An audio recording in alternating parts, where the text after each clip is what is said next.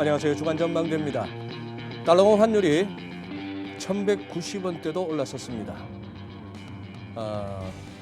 숫자도 숫자고 레벨도 레벨이지만 이 환율 상승 속도가 상당히 이렇게 놀라울 정도인데요. 지난 4월 이후만 하더라도 거의 환율이 50원 올랐습니다. 지난 5월 5일 트럼프 대통령의 트위트 이후로 지금 글로벌 시장이 미중 무역 전쟁에 좀 함몰되는 분위기입니다만 오늘 주방대에서는 이 환율 부분만 떼어내서 한번 이 부분 집중적으로 토론해 보겠습니다. 과연 일각에서 얘기하는 1200원대 진입이 가능할지 여러 가지 측면에서 한번 환율 오늘 다뤄보도록 하겠습니다.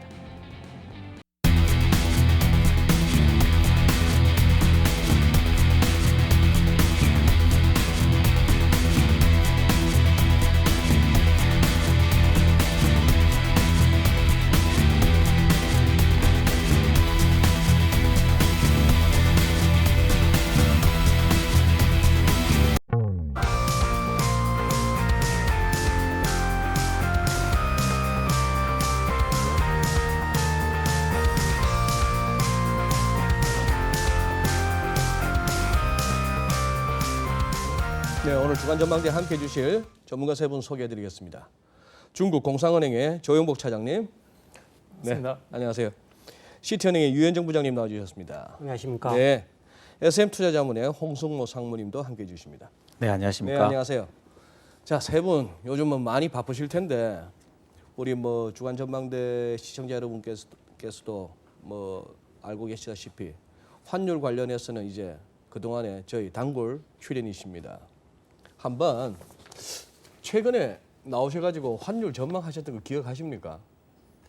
제가 2월 달에 출연해서 1,150원 정도가 상단이 될 것이고 하향 안정해서 1,100원 이렇게 올해 레인지를 이렇게 설정을 했었는데 네. 지금 보기 좋게 상승되면서 깨져버렸죠. 네. 그렇다면 요즘 조 차장님은 상당히 좀 시장에서 좀 진 빠지시겠다. 변동성도 만만치 않고. 근데 지금 변동성이 살아나니까 사실 근데 한동안 계속 레인지에 갇혀 있어가지고 거래가 좀 쉽지 않았고 돈을 많이 벌기도 힘들었고 네. 많이 터지기도 네. 좀 어려운 장이었지만 지금은 이제 좀 변동성이 살아나니까 조금 예전보다 그래요? 조금 좋은 것 같습니다. 딜러한테는 그래도 장이 살아나는 게 우리 맞습니다. 유 부장님 전망이 어땠더라? 아마 4월 초에 제가 출연을 했었을 것 그랬던 것 같은데 같아요. 전반적으로 정미영 같이. 예, 네. 환율은 상승 압력이 있는데 있는데 상승폭 자체는 크지 않을 거다라고 이야기를 했었는 것 같고요. 아마도 만약에 환율이 바뀌게 된다 그러면 한 1,130원, 1,150원 정도 그 정도 박스권을 일단 예상을 했었을 것 같습니다. 아마도 상단이 제한될 걸로 가장 크게 봤던 주요한 요인들은 우리 수출 기업들의 잠재적인 달러화 매도 그리고 과거의 경험치로 봤을 때 외환 당국의 어떤 스무딩 오퍼레이션 같은 것들을 염두에 두고 추가 상승의 어떤 폭 자체가 좀 제한적일 것이라고 생각을 했었는데 생각보다는 상승 압력이 좀 강한 편인 것 같고요. 그럼 거기에 더해서 지난번 대비 오늘은 그러면 특별히 좀 얘기하실 게 좀 달라지나요?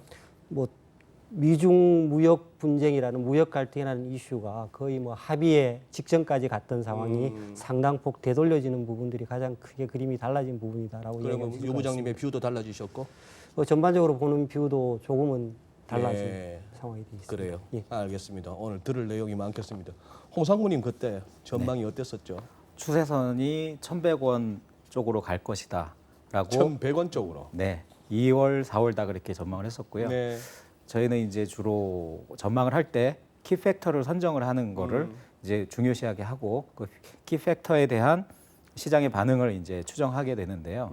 키팩터 선정 자체는 나쁘지 않았던 것 같습니다. 네. 그러니까 미중 대결이 이제 변화되면서 장기화될 것이다. 네. 그리고 지정학적 리스크, 북미 회담 쪽 그 부분하고 그다음에 상대적인 글로벌 경기 성장률, 혹은 네. 둔화율을 비교를 한다든지 그런 내용들을 키팩터로 생각을 했었는데 결과적으로 말씀드리면 키팩터에 진행되는 예측 시나리오가 당초 예상에서 네. 크게 벗어났다. 그리고 그 계기가 된 것은 지금 현재 판단해 보니까 결국은 2월 말에 네. 하노이 회담 결렬로부터 그때 1,120원이 서포트 된 게 결국은 지금까지 나비 효과적인 측면이 굉장히 강하지 않는가. 지금 그렇게 좀 보고 있습니다. 시장에서 사실상 이렇게 갭업이 나오고 했던 거는 우리 지난번 1분기 성장률 마이너스 발표되던 날 아니었나요? 맞습니다. 네. 예, 그렇습니다. 그죠? 그러면 지금 시장에서 제일 갑자기 환율이 이렇게 변동성도 커지고 대부분의 우리 세 분 다 지금 이제 어쨌거나 결론은 내가 생각했던 것보다 빠르다. 그리고 많이 높아져 있다 이쪽인데요.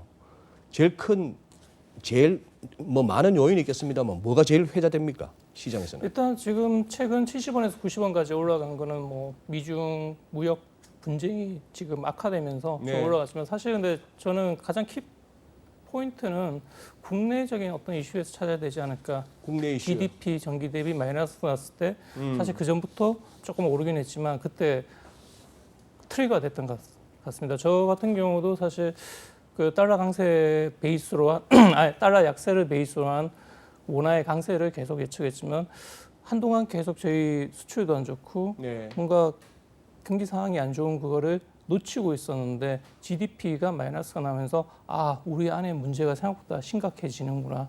그때 많은 또 트레이더들이 반대로 돌아서는 계기가 되었고, 계기가 근데 되었다. 거기서 한 70원까지는 뭐 올라왔지만 그 정도에서 멈출 거라 생각했지만 근데 다시 근데 미중 무역 분쟁이 좀 예. 격화되면서 네. 더 점프업 시킨 게 있지 않았을까 네, 그렇게 보고 있습니다. 네.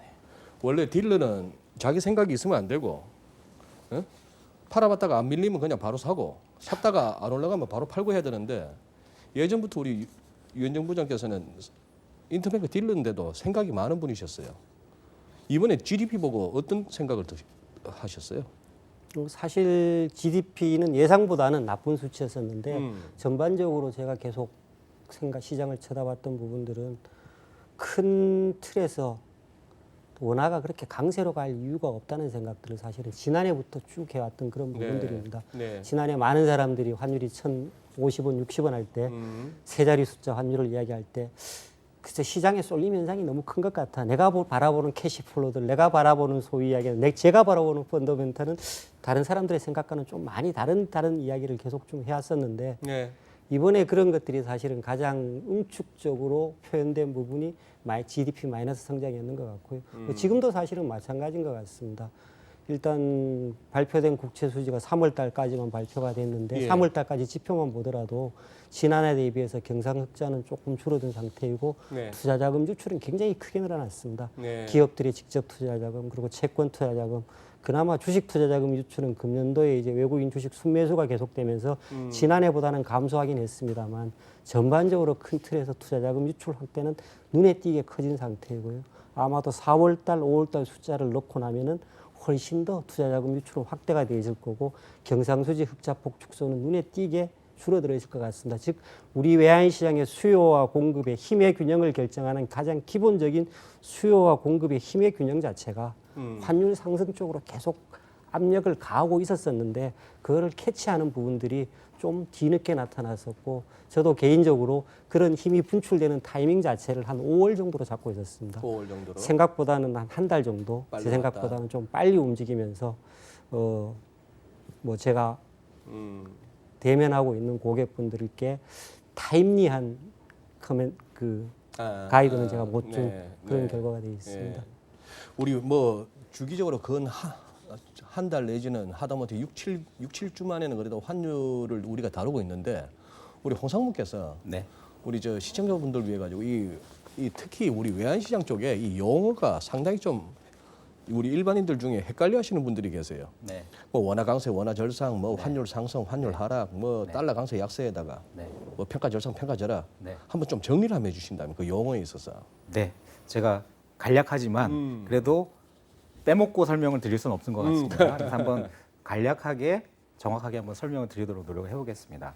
일단 기본적으로 모든 자산은 굉장히 알아보기가 쉽습니다. 왜냐하면 대상이 주식이고 네. 통화는 그 자산의 가격을 측정하는 수단이거든요. 네. 그래서 통상은 헷갈리지 않습니다. 뭐 특정 주식이 10만 원 한다, 15만 원 한다 전혀 문제가 없거든요. 네.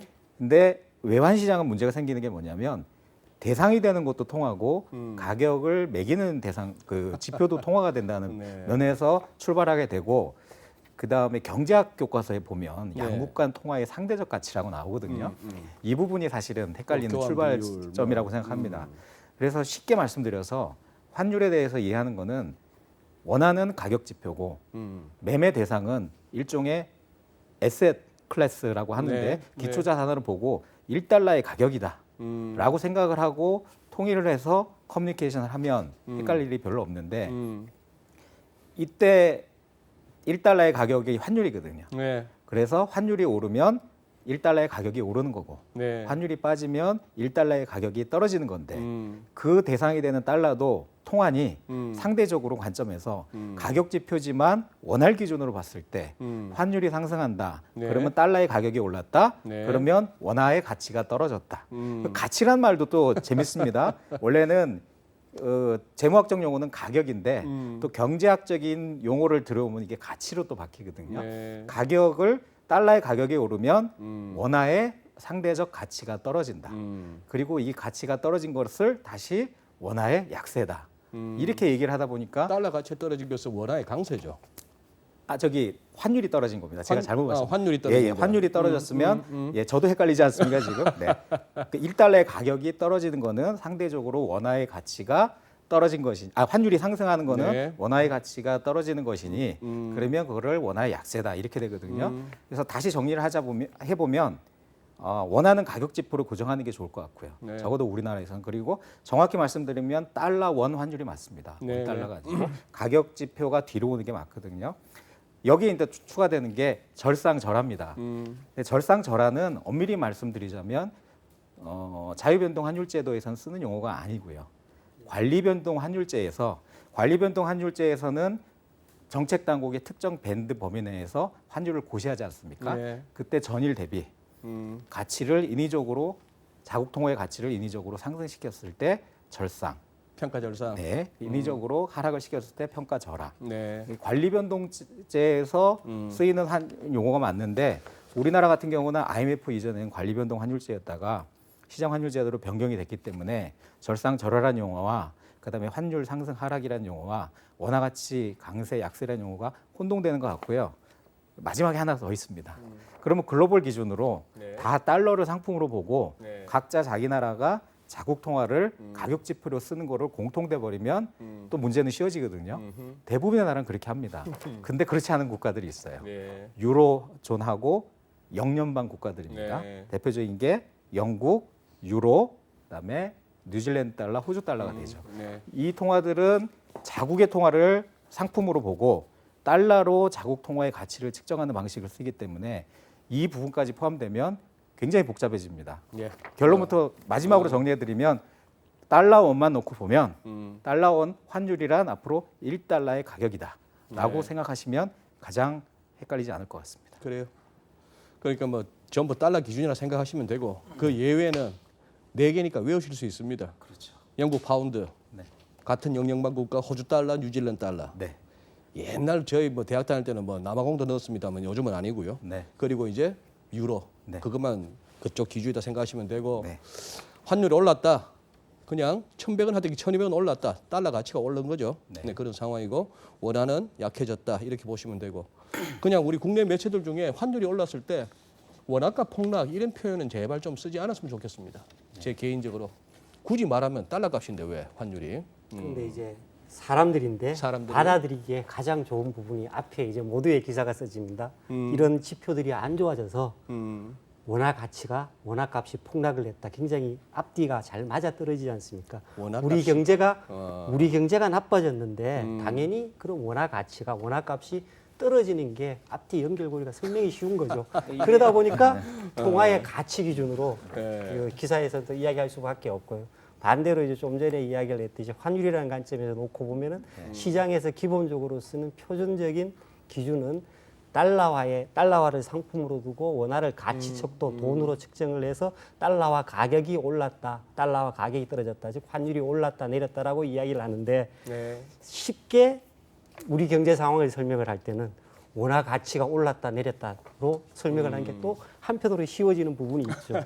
그러다 보니까 이제 네네. 받아들이는 일반인들의 입장에서는 굉장히 좀 헷갈리게 만드는 그런 요인들이 있습니다. 그래요. 또 그러니까 재무적인 관점과 경제적인 측면에서 얘기하는 게 달라지거든요. 근데 문제는 뭐냐면 과거에는 외환시장이 자본시장의 연결성이 높지가 않았어요. 네. 그럴 때는 지금처럼 유 부장님 말씀하신 대로 해도 큰 문제가 없었는데 지금은 그 환율의 중심의 축이 자본시장 그리고 해외 투자, 외국인의 국내 투자와 연결이 되기 때문에 예를 들어서 해외에 주식을 사게 되면 일종의 두 가지의 자산을 담는 게 되거든요. 달러 자산도 담고 그다음에 해외 주식을 샀다면 주식도 그렇습니다. 담고 그런 포트폴리오 관점에서 본다면 이 기준을 재무적으로 통일하는 게 최근에서는 훨씬 더 유용성이 높다. 네. 그렇게 말씀드리겠습니다. 그렇죠. 네. 예.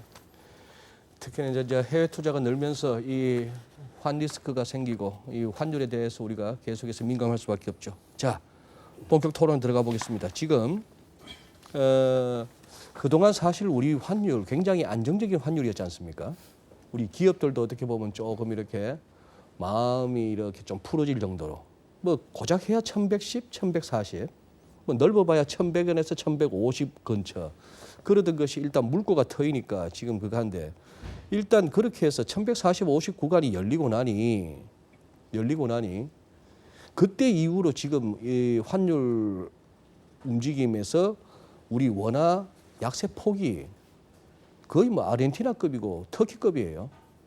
조금 과장된 것 가장- 같습니다. 좀 과장된 거예요? 그건 좀 과장된 얘기다. 그러면은 지금 현재 저기 여전히 시장에서 지금 위안하고 같이 붙어 다닙니까? 좀 그런 경향이 있나요? 사실 50원에서 70원 갈 때는 좀 원화만 많이 상승을 했던 부분이 있었고요. 그리고 지금 트럼프 트윗 이후에 무역 분쟁 확산 이후로는 사실 거의 이제 비슷하게 위안하고. 네, 움직이고 있습니다. 네. 그러면 우리 조 차장께서는 지금 공상은행에 계시고 조금 혹시나 이것도 뭐 막연한 생각인지 모르겠습니다만 중국 속내를 조금이라도 더 아실라나 싶기도 하고 작년에도 무역 전쟁이 좀 격화됐을 때 처음에 트럼프 대통령이 뭐 500억 달러 관세 때리고 2천억 달러에 10% 때리고 했을 때 위안화가 이렇게 약해졌어요. 달러 위안 환율이 막 올라가면서 그때 나왔던 분석들이 중국이 환율 가지고 관세 부작용을 갖다 좀 희석하려고 든다라는 그런 말이 있었거든요. 이번에도 지금 그런 말이 그런 분석이 어떻게 조금은 시장에서 회자되나요? 일단 저의 견해는 중국 공상은행 서울 지점의 공식적인 견해는 아닌 것을 일단 말씀드려야 되고요. 이것도 네. 모르셨어요? 중국이 인위적으로 하진 않았을 거라고 저는 보고 있습니다. 네. 왜냐하면 예전에 위안화가 급속도로 약세가 됐을 때 자본 유출 그리고 힘든 부분들이 굉장히 많은 상태에서 용인은 지금 가능할지 몰라도 인위적으로 위안화를 절하한다는 건 사실 얻는 것보다 리스키한 게 더 많기 때문에 현실적으로 그런 쪽을 선택하진 않지 않을까. 네. 자본 유출이 될 수도 있고 그리고 물가 상승에 대한 부담도 가질 수 있고 그런 상태에서 근데 무역 환율이 절하되면서 무역 어떤 수지 뭐 좀 도움되는 그 측면이 과연 그렇게 요즘 클지 그것도 의문이고요. 네. 네. 지금 위안화하고 우리 원화하고의 상관관계 뭐 이런 부분 위안화가 약세되는 만큼 우리도 좀 쫓아간다. 여기에 대해서 두 분 다른 어떤 혹시 첨가하실 의견 있으십니까? 기본적으로 사실은 달러 대 원화 환율이 네. 달러 대 위안화 환율에 대해서 소위 이제 프락시 프락시 개념. 개념을 많이 가지고 있습니다. 가장 기본적으로 경제적으로 우리 경제가 중국 경제의 상당 부분 연관이 돼 있다고 네. 보기 때문에 경제적으로 그런 부분을 출발을 하고 있고 과거의 경험치로 놓고 봤을 때 위안화 환율이 움직이니까 달러 대 원화 환율은 더 많이 움직이더라.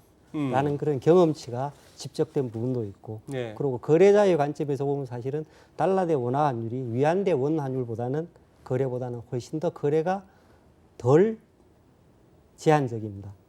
네. 예를 들어서 달러를 사려고 한다 그러면은 달러를 사는 데 대한 비용은 위안화 차입 비용입니다. 그죠? 네. 달러를 사는 데 대한 비용은 위안화 차입 비용입니다. 달러를 원화 대가로 사는 비용은 원화금리입니다. 원화금리가 위안금리보다는 낮습니다. 그리고 과거 경험치로 봤을 때 위안화 환율이 급격하게 달러 대 위안화 환율이 급격하게 상승하는 우려가 있었을 때 중국 통화당국이 여기에 있는 위안화, 홍콩에 있는 위안화 자금 시장을 압박을 해서 금리를 위안화 금리를 역의 위안화 금리를 뭐 연율로 60% 70%씩 올린 적이 있습니다. 네. 즉 공격하기에 음. 거래 차익을 남기기에 만만치 않습니다. 상대적으로 원화는 굉장히 용이한 상태가 되어 있습니다. 네. 그러다 보니까 이 교차 거래, 대체 거래로 위안화 달러 대 위안화를 사는 것 대신에 달러 대 원화를 사는 그런 형태의 거래가 2015년 하반기, 16년 초까지 굉장히 성행을 했었고요. 뭐 다시 지금 최근에 그런 움직임을 시작하는 게 아닌가라고 살짝 의심을 해보고 있습니다. 네.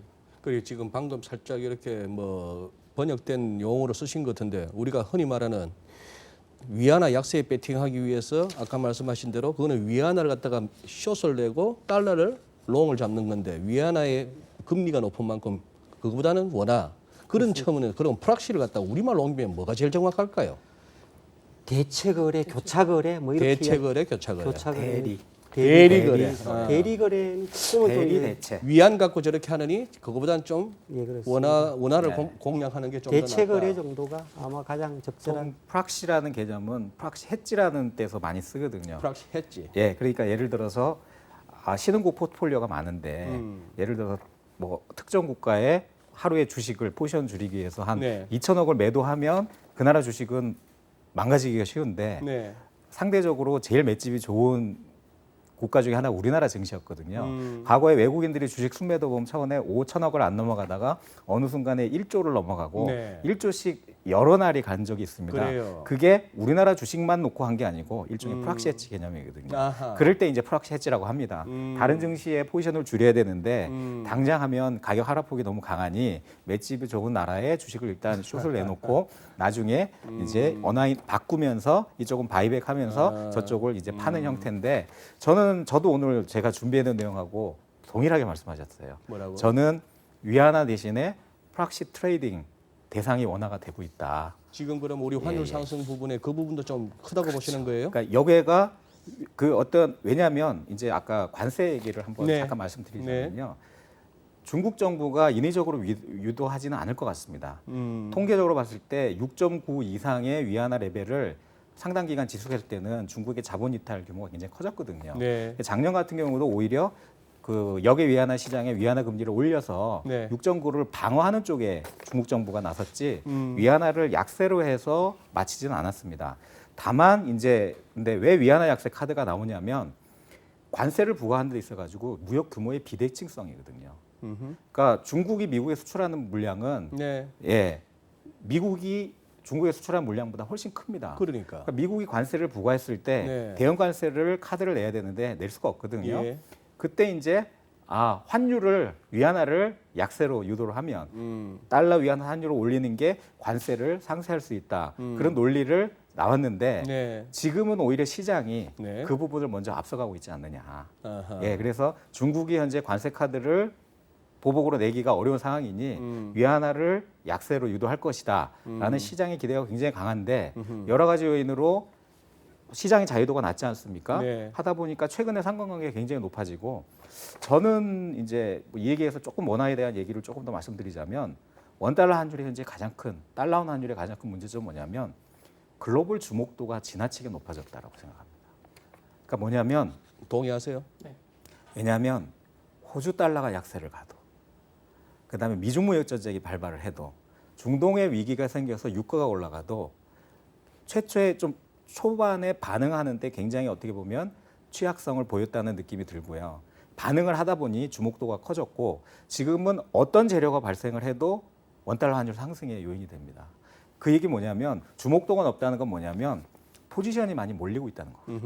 그러니까 큰 손들이 많이 몰리는 통화가 당연히 크게 반영할 수밖에 없는 상황이고 네. 그 와중에 최근에 위안화까지 굉장히 큰 주목도가 벌어져서 여러 가지 그러니까 호주 달러하고 상관관계를 가지고 트레이딩하는 친구들도 있고 미중 무역 전쟁이 트럼프하고 시진핑의 대치 국면이 강화될 때 야 이 리스크를 내가 해지할 수 있는 현재 가장 좋은 수단이 뭐냐 원화가 너무 눈에 들어오지 않았나 그래서 굉장히 원화가 어떻게 보면 집중도가 높아졌고 원화 포지션을 주목하는 사람들이 늘었는데 이 과정에 사실은 30원대 안정적인 환율을 만들었던 이유는 거주와 외유감이 컸거든요. 제가 이제 그걸 근거로 30원대가 네. 굉장히 오케이. 평균적으로 높게 어렵다는 말씀을 드렸던 근거기도 한데 이게 거저 예금이 급증한 게 2017년입니다. 북핵 리스크 발생할 때 북한 핵 실험할 때마다 기업들이 달러를 보유 심리가 강해져서 그 2017년도만 해도 200억 불 이상의 거저 예금이 증가했거든요. 네. 근데 제가 1,130원이 고점으로 되는 근거 중에 했던 게 2017년도 연평균 환율이 1,130원이에요.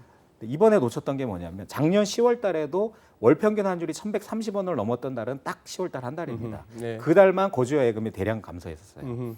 올 들어서도 거의 변동이 없다가 3월 달에 평균 환율이 1,130원 74전인가로 갔거든요. 네. 20원대 30원 올라오니까 거주여 예금이 대폭 감소했는데 오케이. 그 부분 좀 이따 다룰게요. 네.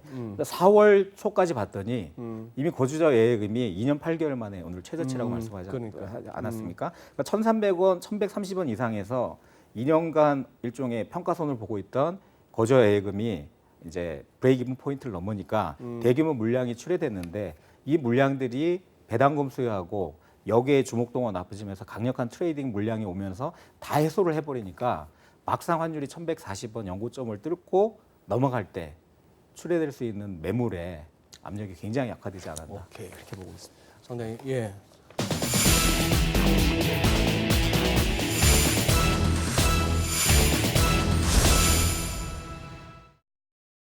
그러면은 일단 국제적으로 지금 원화에 대한 주목도가 높아졌다. 그러면 조 차장님, 제가 알기로는 우리 이 지루한 박스권에 머물 때 우리 서울 외환시장에서 하루 거래량이 뭐 70억 불, 적은 날은 뭐 60억 불대였는데 요즘은 거래량은 크게 늘진 않았습니다. 크게 늘진 않았어요. 크게 늘진 않았지만 근데 이제 뭐 NDF 거래나 이런 여객 거래들이 조금 더 활발해지고 이게 저희는 이렇게 보통 트레이딩 할 때 그 지표들을 항상 이렇게 체크하는데 지표 네. 쪽에서 뭔가 굉장히 좋은 쪽이 나온다거나 생각지 못한 안 좋은 쪽이 나왔을 때 거기에 대한 어떤 통화들을 이제 집중적으로 관찰을 하면서 거기에 대한 포지션들을 이제 실을 것인지 아닌지 이거를 저희가 결정하게 되는데 딱 한국이 전체적으로 그 변동성이 주고 있는 상태에서 GDP가 안 좋게 나오고 뭔가 시그널이 안 좋다 그런 것들이 저희들만 말고 다른 전 세계 모든 트레이더들이 보고 있는 상태에서 한국 혼자 안 좋아 그러면 한번 가볼까? 그러면서 50원부터 70원까지 헤지 펀드들이 사실 거의 들어올렸다고 보시면 될 것 같고요. 네. 그리고 70원에서 이제 90원 이 사이 레벨은 제가 볼 때는 국내 해외 투자자들이 해치를 하지 않은 그 포지션들을 지금 해치 어떤 이거를 전문적인 용어로 말씀하시면 그 투자했는 부분에 대해서 해치를 안 하고 들어오는 경우들이 많은데 지금 환율이 너무 급격하게 상승할 경우에는 투자 손실로 이어지기 때문에 지금 해치 그게 작용이 되면서 조금 더 이렇게 온 게 아닌가 그렇게 지금 추정하고 있습니다. 네. 그리고 지금 원화의 움직임은 굉장히 좀 다이나믹하게 되는 거는 여기에서도 계속 지금 배팅이 들어오고 그 배팅을 줄였다 늘렸다 하는 그 전체적인 흐름에서 지금 원화가 지금 아마 가장 좀 핫한 통화 중 하나가 아닌가 지금. 네. 예. 그 지금 조 차장님의 설명을 우리 시청자 여러분 이해를 돕기 위해서 제가 좀 풀어서 말씀을 드리자면 외국인들이 국내에 뭐 주식을 사든 뭘 사든 이렇게 투자를 들어왔을 때 달러를 갖고 와서 원화로 바꿔서 그렇게 뭔가를 투자를 하는데 나중에 나갈 때 대비해서 미리 사두면 그게 이제 해지인데 해지를 안 하고 들어오는 것은 어느 정도 조금 원화가 추가적으로 투자 기간 동안에 원화가 좀 더 세서 나중에 환율이 더 낮아져서 거기에서도 좀 이득도 볼 수 있겠거니 하는 기대감도 조금은 있는데 이것이 지금 환율이 급격하게 올라갈 것 같으면은 좀 뒤늦게나마 급하게 해지에 나오다 보니까 또 그쪽에서도 달러 매수세가 나온다 이렇게 이해하시면 될 것 같습니다. 그러면은 제가 지금 메모를 해왔거든요. 지금 우리 홍상무께서 지금 거주자 외화예금을 갖다가 말씀을 하셨는데 오늘 하는 자료입니다. 4월 말 현재 534억 6천만 달러, 2년 4개월 내 최저인데요. 전월비 31억 달러가 줄었어요. 그러니까 거의 하루에 1억 불씩 줄었다 보시면 돼. 그죠? 작년 말에 633억 불이니까 지금 4개월 만에 98억 4천만 불, 거의 100억 불이 줄었어요. 우리 돈으로 한 11조 정도에 해당하는 거주자 예약이 줄었는데 지금 유 부장님께서 잘 아실 거 아닙니까? 지금 그러면은 제 기억에 저는 한 몇 년 전만 하더라도 우리 거주자 외화예금 기본적으로 한 평균 한 350억 달러 익혔는데 언제 이게 630억까지 갔네요?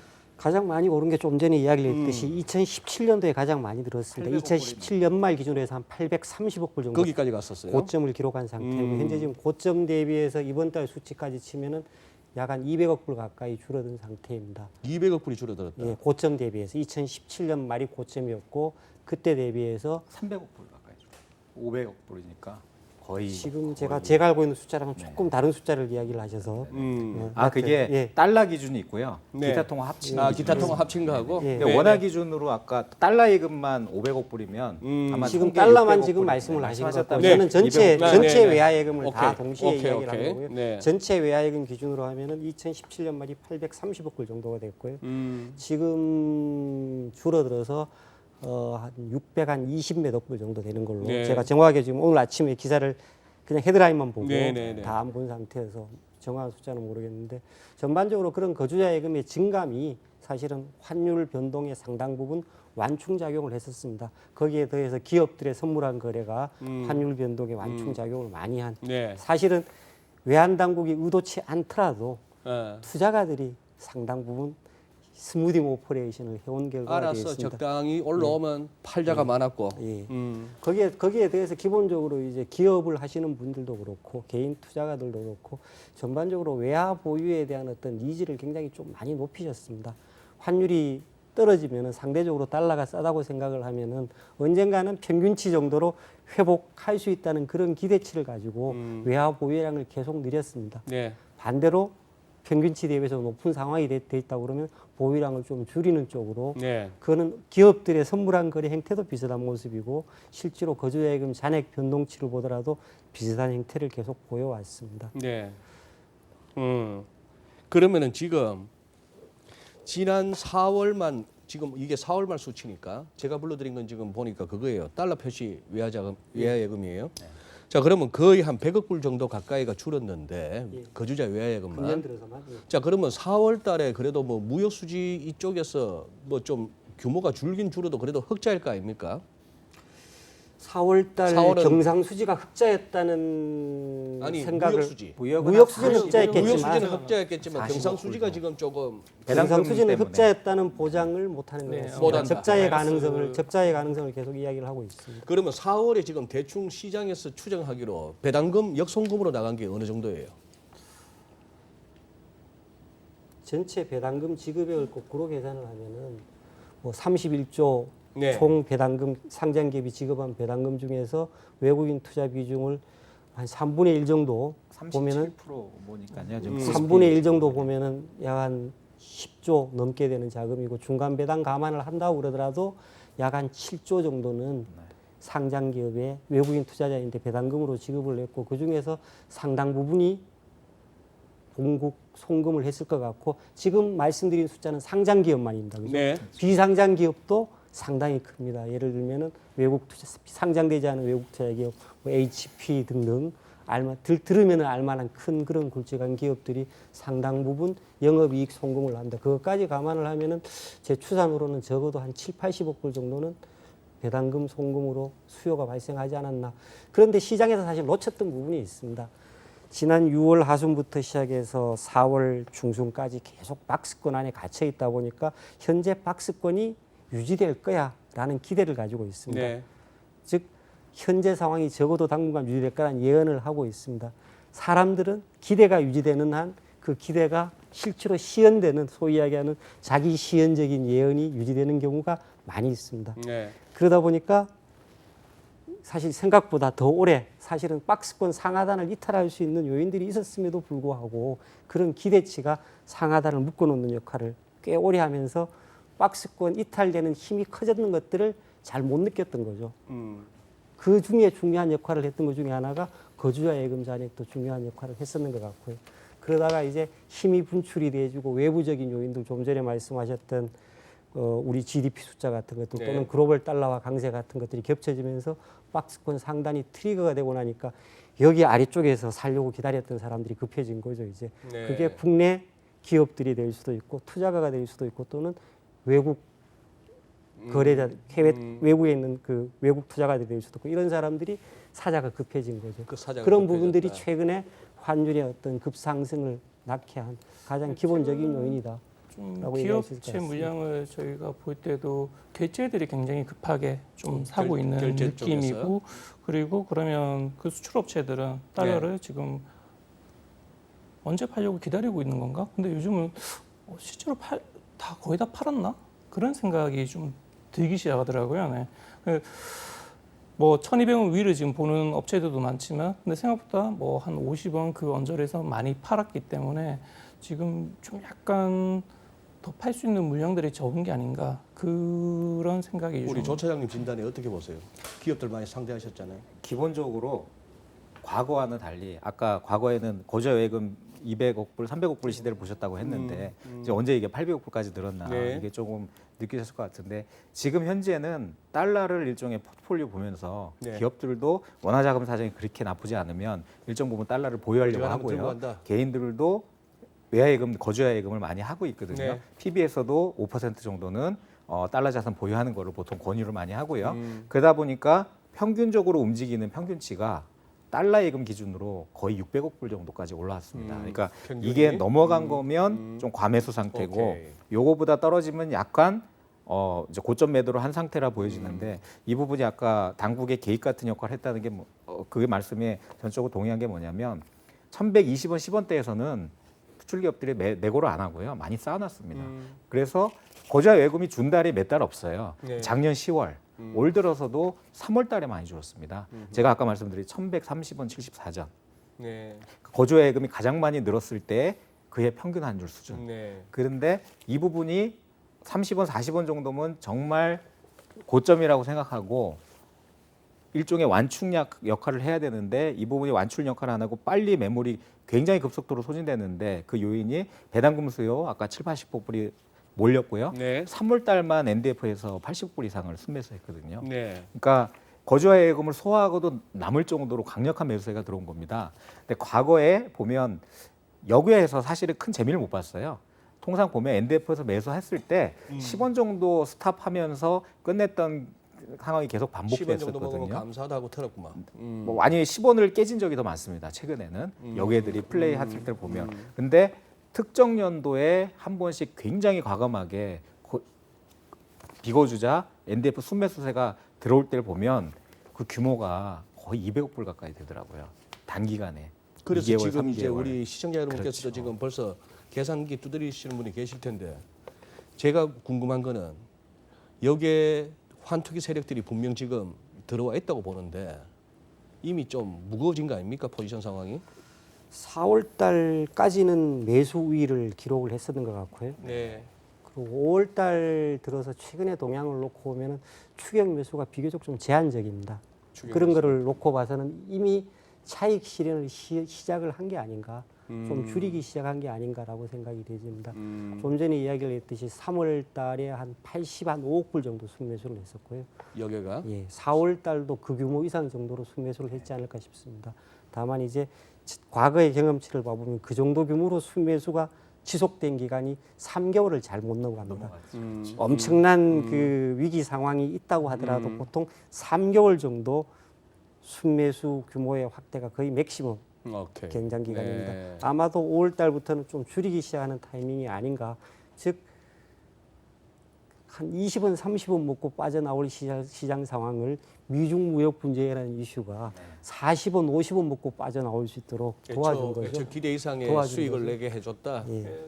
지금 최근에 또 당국이 구두 개입과 그리고 실물량 개입을 한다고 추정을 하고 있는데 이런 상황에서 지금 뭐 엑스트라 10원, 20원을 먹은 상태에서 굳이 더 추격 매수를 하는 건 부담스럽기 때문에 지금 제가 볼 때도 일단 지금 헤지 펀드들은 지금 포지션을 줄이고 있는 상황은 맞는 것 같고요. 네. 근데 지금 그 외국인이 국내 자산에 투자했는 그 헤지 수요가 계속 좀 꾸준히 들어오면서 지금 이 레벨을 유지하고 있는 것 같습니다. 네. 사실은 저 부분이 제가 오늘 얘기하고 있는 가장 키 포인트입니다. 네.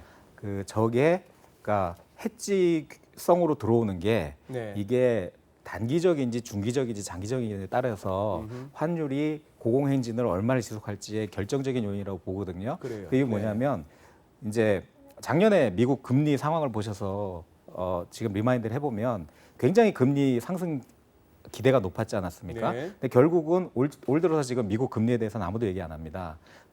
그 미국 금리가 상승세가 꺾였죠.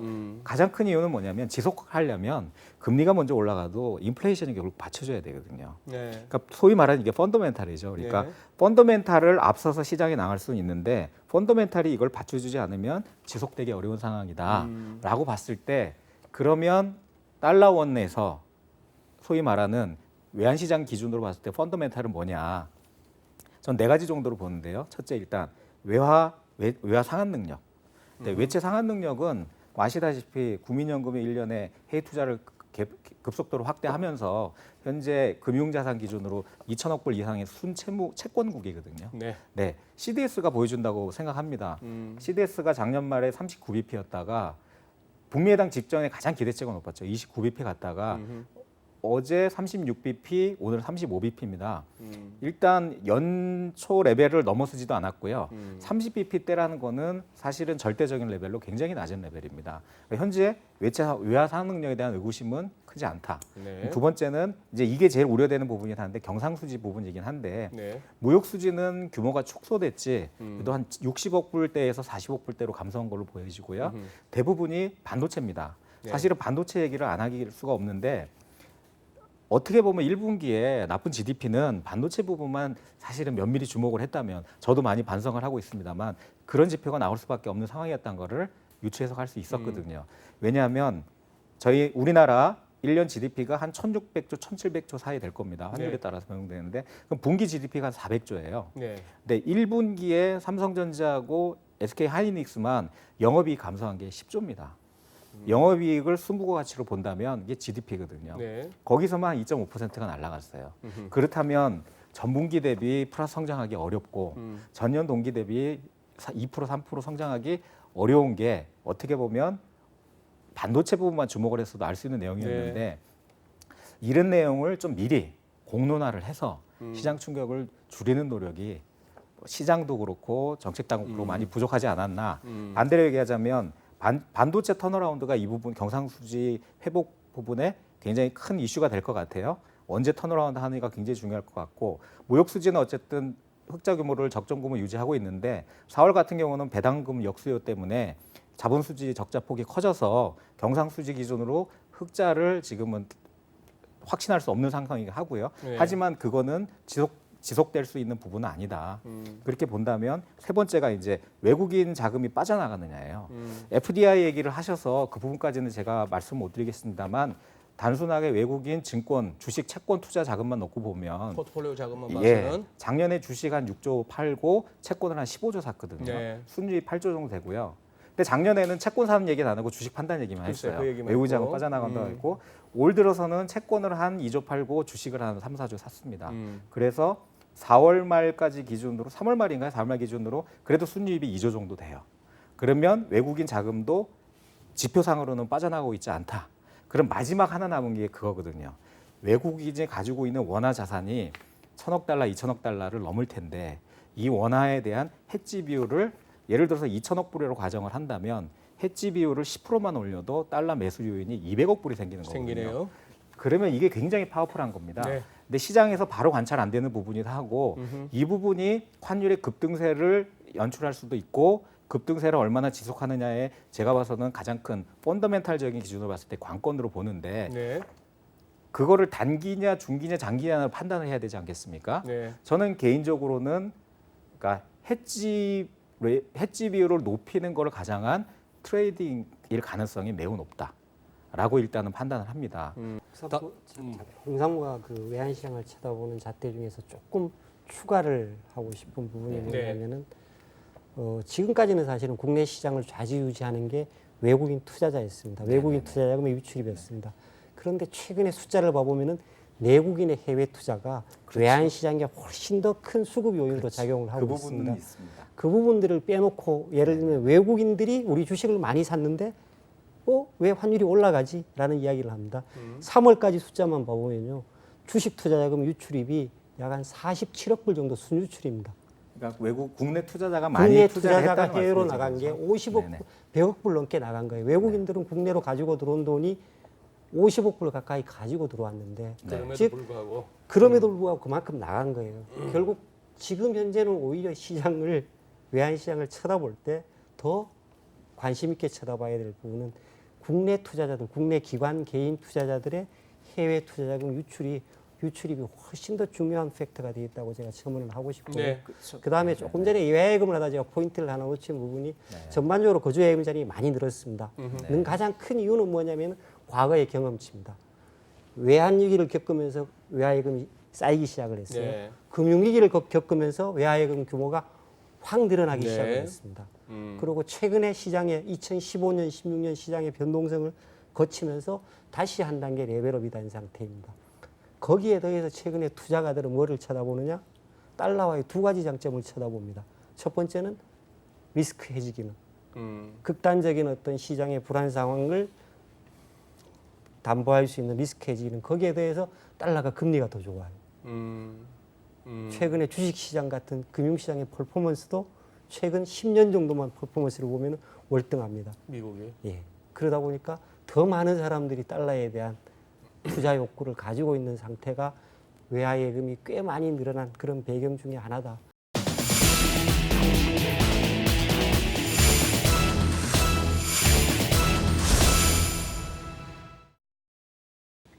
자, 지금 유튜브에만 들어가 보시더라도 저는 우리나라에 이렇게 환율 전문가가 이렇게 많으신 줄 몰랐어요.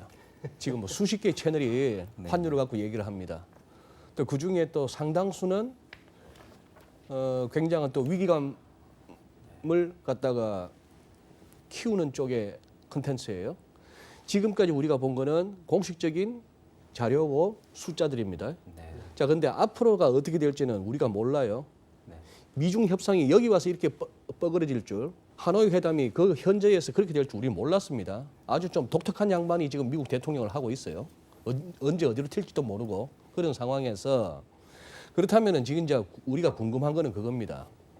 지금 이게 1,200원도 그러면 거기서 한번 대부분은 생각하죠. 한번 찍고 오겠지.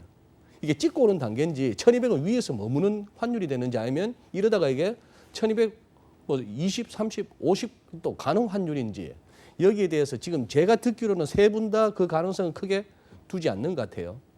제가 지금 토론을 진행해 오면서 한번 세 분 그 부분 향후 전망입니다.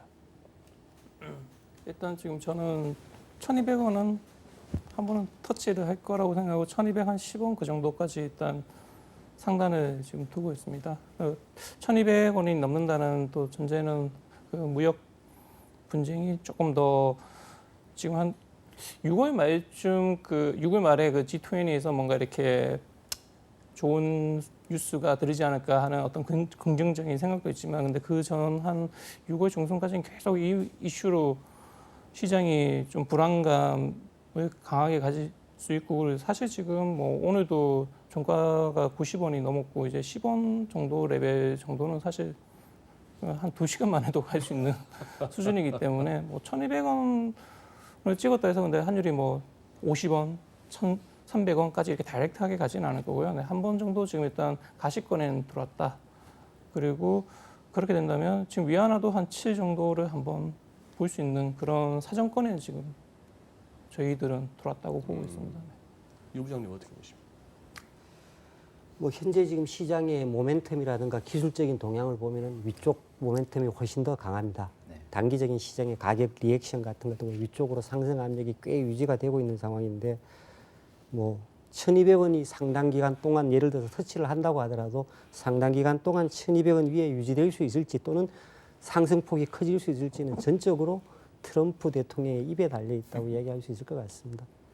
결국 지금 좀 전에 모두 이야기했듯이 1,160원, 70원 선에서 1차적으로 환율 상승이 안정되는 모습을 보이다가 레벨업된 부분은 무역 분쟁 확산, 전혀 예상치 않았던 예상 밖의 무역 분쟁 확산의 우려가 지금 나타난 부분인 것 같고요. 만약에 정말 시장에서 극단적으로 우려하고 있는 것과 같이 전면적인 관세 정책, 중국산 제품, 전 제품에 대해서 추가 관세를 부과하는 그런 형태의 조치가 나온다 그러면 결국은 중국도 이제 거기에 맞대응해서 관세 이외의 다른 수단을 동원할 수밖에 없게 될 것 네. 같고요. 그런 부분들은 우리 장기적인 경제 환경을 놓고 보더라도 우리 기업들의 수출 전선에 굉장히 큰 충격을 주게 될 것 같습니다. 네. 그런 상황이 됐다고 한다 그러면 1,200원 위에서 상당 기간 동안 또 상당폭 높은 수준으로 환율을 열어놔야 되는 상황이 될 것 같습니다.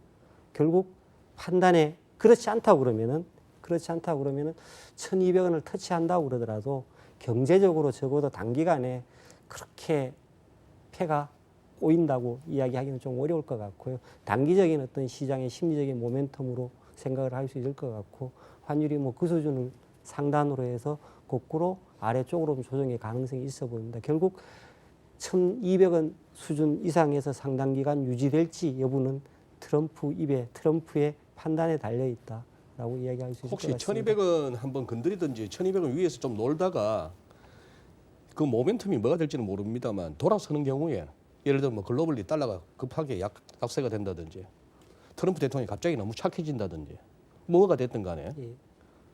급락 가능성은 충분히 저는 있다고 보고 환율에 있습니다. 급락 네, 가능성도 만약에 충분히 뭐 있다. 시진핑과 트럼프가 갑자기 악수를 하는 그런 게 트위터에 나온다. 그러면 굉장히 큰 임팩트를 줄 수는 있을 것 같습니다. 네.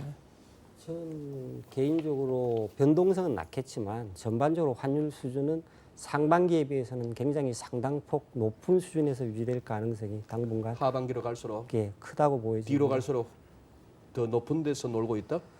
일단 아직까지 상단을 확인 못한 상태이고요. 오케이. 상단이 확인된 이후에 음. 박스권 자체가 기존에 상반기에 봤던 1, 4분기에 봤던 1110, 1140의 박스권이 상당 부분 위로 이동을 할 텐데 그 위로 이동한 하단이 저 개인적인 생각으로는 1150원보다 낮지는 않을 걸로 보고 있습니다. 즉 무역 분쟁이라는 이슈가 현재 지금 상황을 놓고 보면은 모든 관세를 다 없애는 그런 형태의 완벽한 합의는 전혀 불가능해 보이고 오케이. 그런 상황을 상정을 한다면 일정 부분의 갈등이 남아 있는 상태에서 봉합 정도 수준으로 마무리가 되진다 그러면은 제 개인적으로 보는 환율의 하단은 1,150원대 중반 정도까지는 조정의 룸이 있겠지만 하단이 많이 올라왔네요. 예, 제 개인적으로는 홍상무께서 하시는 전망은 아까 대충 다 벌써 골격이 나왔습니다. 그러면 홍상무님께 이렇게 여쭤볼게요. 코스피 2,000이 먼저 깨질 것 같습니까? 우리 1,200원을 먼저 건드릴 것 같습니까? 저는 이미 1,200원을 건드리냐 여부는 이슈가 아니라고 생각합니다. 뭐 가던 안 가던 그게 큰 이슈가 아니고 이제 두 가지 정도를 예상할 수 있는데 사실은 급변동을 이미 겪지 않았습니까? 네. 급변동을 이미 겪은 상황에서 그나마 이제 1차적으로 가장 바람직한 거는 빠른 속도로 다시 급락을 하는 부분. 근데 문제는 뭐냐면 두 번째가 이 기간이 상당히 지속되면서 천천히 하락하면 어차피 또 지속되는 기간에 거기에 맞춰서 경제 주체들은 지금은 단기간에 상황이 바뀌었기 때문에 거기에 대응할 수 있는 어떤 대비 기간이 없었습니다만 뭐 1,200원이 됐든 1,170원이 됐든 일정 부분 환율이 또 그 밴드를 중심으로 유지가 된다면 그거는 또 나름대로 또 경제는 거기에 맞춰서 갈 것 같은데 어떻게 보면 월스트 시나리오 중에 하나가 한 몇 개월 지속됐다가 급락하는 경우. 예, 그러니까 지금은 빨리 올랐으면 빨리 빠지는 게 그나마 몇 달 지속하다 빠지는 것보다는 나은데 그 펀더멘탈 얘기를 아까 말씀을 드렸고요. 네. 결국은 이 급락 요인을 지금 공통적으로 트럼프 말씀을 하셨으니까 결국은 트럼프에 대한 예측이 들어가지 않는다면 급락 시점을 할 수 없지 않겠습니까? 그 뭐 트럼프에 대한 예측은 어떻게 보면 너무나 어렵기 때문에 네. 뭐 무의미하다고 생각할 수도 있겠습니다만 그래도 트럼프에 대한 예측을 해야만 환율에 대한 어느 정도 전망을 할 수 있는 상황이기 때문에 굳이 제 의견을 좀 말씀을 드리자면 전선이 너무 다변화돼 있습니다. 오케이. 예, 미중 무역 전쟁만 놓고 봐도 제가 원래 예측했던 거는 무역 전쟁은 봉합을 하고 기술 전쟁으로 넘어갈 줄 알았는데 기술 전쟁을 하기 위한 수단으로 지금 무역 전쟁을 또 활용하고 있거든요. 그리고 실익이 중심이 아니고 여전히 선거를 목적으로 국내 정치용으로 미중 무역 전쟁을 활용하고 있다. 네. 글로벌 관점에서 봤을 때 이란 분쟁 지역으로 만들었고요. 그다음에 북미회담 진전 안 되고 있고요. 베네수엘라 저 상태로 만들었는데 네. 과연 이 전선을 트럼프가 얼마 동안 끌고 갈 수 있을까? 그 부분에 대한 의구심입니다. 그동안 환율을 보니까 어쨌거나 우리가 달러 인덱스하고 겹쳐서 다니더라고요. 그 국제 외환 시세하고 우리가 동떨어질 수는 없습니다. 그러면 지금쯤 궁금한 거는 이 너무 오래 머물러요. 1유로당 1.2달러 하고 1달러당 110, 109 그 근처에서 너무 오래 머무는데 시장이 그럴 수는 없거든요. 어디론가 궁극적으로 달러가 여기서 약으로 가느냐 아니면 달러가 더 한번 강으로 가느냐. 여기서 달러가 더 강으로 간다는 것은 전 세계 다른 지역들이 좀 힘들어지는 국면을 의미할 수도 있겠는데 그 부분에 대해서 한번 전망을 좀 듣고 싶습니다. 여전히 뭐 주류 이코노미스트들은 네. 글로벌 달러와의 장기 전망을 약세 쪽으로 다 잡고 있습니다. 가장 큰 이유는 네? 약세. 약세 쪽으로 잡고 있습니다. 장기 전망을. 장기 전망을. 가장 큰 이유는 미국의 그 쌍둥이 적자입니다. 적자. 그런 스토리가 끝이 나지 않는 스토리로 대부분의 리서치 페이퍼들이 장기 포캐스트 3년, 4년 이런 거기다 또 포캐스트는 연준에 대한 압박. 달러 약세 쪽으로 그 자리를 잡고 있습니다. 다만 이제 단기적으로는 쉽게 빠지기 어려운 부분이 캐리 어닝이 워낙 큽니다.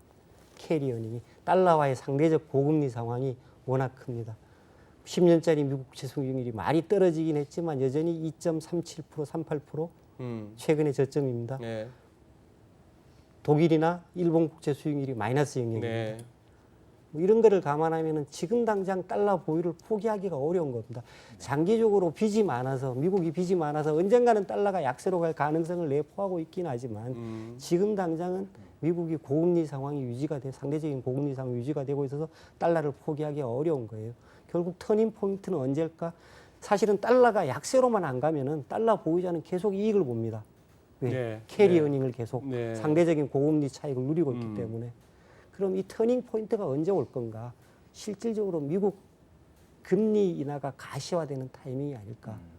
지금 시장에서는 계속 미국 금리 인하에 대해서 압박을 하고 있습니다. 네. 금년 연말 기준으로 해서 한 70% 가까이는 미국 금리 인하 가능성을 프라이싱을 하고 있습니다. 네. 연준에. 이런 압박이 실제로 실체화되는 타이밍이 언제일까? 아직까지는 가시화되지는 않았는 것 같습니다. 그런데 굉장히 위쪽으로 쏠려있던 금리 인상 쪽으로 쏠려있던 연준의 태도가 중립적으로 바뀌어 있습니다. 언제 인하 쪽으로 바뀔지 지켜봐야 될 것 같고 인하 쪽으로 바뀌는 순간에 글로벌 달러와는 좀 약세 쪽으로 진행할 수도 있지 않을까 생각을 해보고 있습니다. 다만 이제 국내 시장의 달러 대 원화 환율은 전반적인 좀 전에 말씀드린 것과 같이 큰 틀의 수급 구조 자체가 그렇게 공급 우위의 상황이 아니고 거꾸로 자본 유출이 더 부각되는 상황이기 때문에 글로벌 달러 움직임에 비해서는 굉장히 하락폭 자체가 글로벌 달러가 약세로 가더라도 달러 대 원화 환율의 어떤 약세 정도는 굉장히 완만할 거다라고 이야기할 수 있을 것 같습니다. 지금 이종통화 쪽에서는 뭐 어떻게들 얘기들 하고 있습니까? 지금 똑같은 질문입니다만. 맞습니다. 네, 일단 지금 미국 금리 인하 시점이 와야 달러가 약세로 가지 않을까 다 그렇게 평가하고 다들 있고 그렇게 뭐 보고 사실 있다. 뭐 오늘은 보니까 금리 2번도 인하할 수 있다는 어떤 시장의 기대감들이 지금 막 생기고 있는데 2번 뭐 사실 현실적으로 굉장히 쉽지 않을 것 같고 근데 한 1회 정도의 인하가 가능하지 않을까. 네, 그때는 이제 달러 약세가 전방위적으로 다시 또 올 수 있을 거라고 지금 보고 있고요. 네. 그래요. 예. 그러면 혹시 세 분 중에 이 늘 이렇게 환율 얘기하다 보면은 좀 이렇게 뭐 막연한 고담 준론에 해당할 수도 있는데 적정 환율에 대해서 아이디어 갖고 계십니까? 이런 게 적정 환율 아닐까? 혹시 홍상무 갖고 계세요? 적정 환율 누가 물으면은 뭐라고 네. 말씀하세요? 적정 환율이라고 하는 것은 네. 글쎄요. 지금 같은 일단은 시장에서 어떤 일이 벌어지면 네. 그 부분에 대해서는 인정을 해야 된다고 생각을 합니다. 그러니까 펀더멘탈에 부합되지 않는다고 하더라도 인정해야 된다고 하는데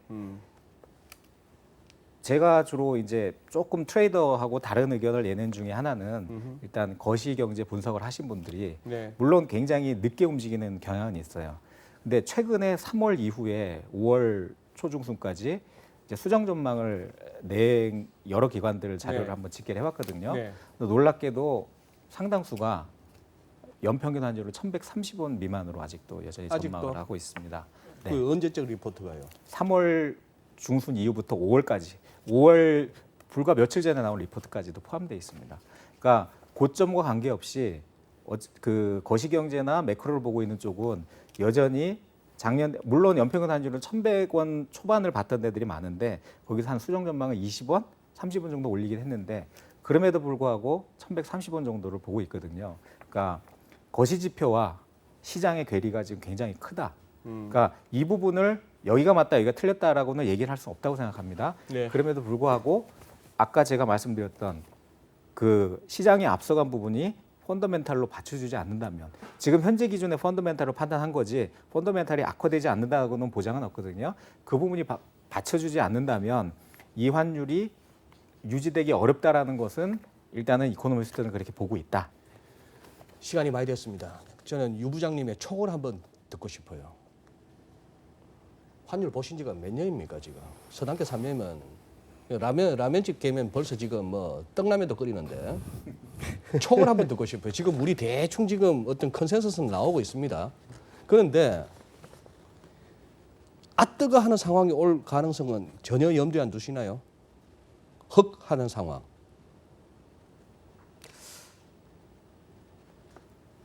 뭐 그럴 상황을 전혀 배제할 수는 없겠지만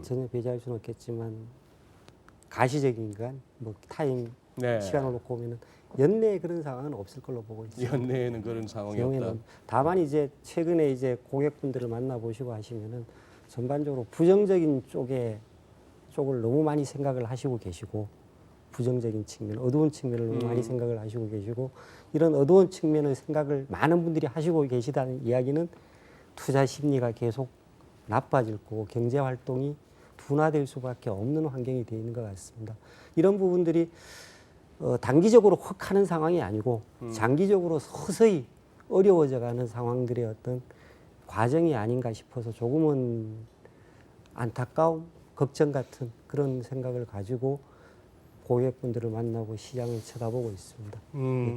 예, 알겠습니다. 조금 더 나누고 싶은 얘기는 많습니다만 또 이 정도에서 마무리해야 될 것 같습니다.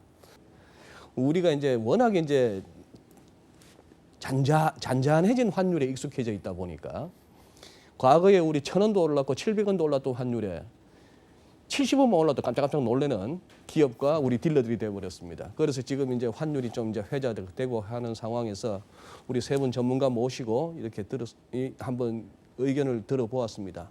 시청 여러분께서 보시다시피 뭐 과도한 어떤 공포감 내지는 위기감을 가질 정도는 아니겠습니다만 그런 상황에서 어느 부분을 갖다가 중시하셔야 될지는 조금 이렇게 캐치하실 수 있는 기회가 되었다면은 그나마 오늘 또 이 대담이 의미가 있지 않았을까 싶습니다. 오늘은 여기서 마무리하겠습니다. 또 다음 주 더 좋은 내용 또 한번 준비하고 고민해 보도록 하겠습니다. 세 분 고맙습니다. 네, 감사합니다. 예, 감사합니다. 수고하셨습니다. 길어졌다.